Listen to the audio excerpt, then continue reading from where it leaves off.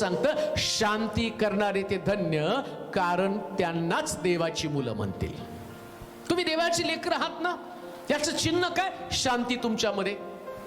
तुमच्यावर कुठल्या शांती म्हणजे कोणत्याच गोष्टीचा प्रभाव तुमच्यावरती पडता कामा नये.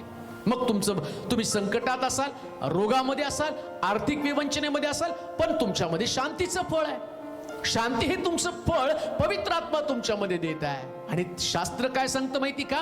हंगाम नसताना, शांतीची परिस्थिती नसताना तुम्हाला शांती प्रस्थापित करावी लागणार आहे. सगळी बाजू तुमच्या विरोधामध्ये असण्याची शक्यता आहे. सगळी परिस्थिती तुमच्या विपरीत असण्याची शक्यता आहे. कोणतीच गोष्ट तुमच्या बाजून असणार नाही. परंतु फरात नदी, युफ्रेटस म्हणजे त्या ठिकाणामध्ये म्हटलं, ही फलदायी आणि फलदायी अशा प्रकारची नदी, ही नदी तुमच्यातनं वाहिली पाहिजे. येशू ख्रिस्त हंगाम नसताना गेला. कधी कधी घरामध्ये भांडण असतं, चर्चमध्ये वाद चाललेले असतात, आणि प्रभू तुमच्याकडे पाहतो, शांती जोडता का शांती तोडता?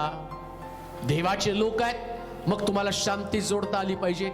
कोणत्याही परिस्थितीमध्ये, वादाच्या प्रसंगामध्ये शांती तोडण्याचं काम करू नका, शांती जोडण्याचं काम करा. परिवारामध्ये सुद्धा एखादा व्यक्ती दुखावला असेल तर दुसऱ्या व्यक्तीनं त्याला शांत करण्याचं काम केलं पाहिजे. मंडळीमध्ये, कामाच्या ठिकाणामध्ये तुम्हाला त्याच प्रकारची भूमिका घ्यावी लागेल. कधी सुद्धा तुमच्या बोलण्यानं त्या शांतीचा भंग होता कामा नये किंवा वाद अधिक वाढता कामा नये. जर तुम्ही वाद वाढवणारे, वाद निर्माण करणारे, वादाला खतपाणी घालणारे लोक असाल तर पवित्र आत्म्याची नदी तुमच्यामधनं वाहत नाही. अगदी काळ्या दगडावरची रेख.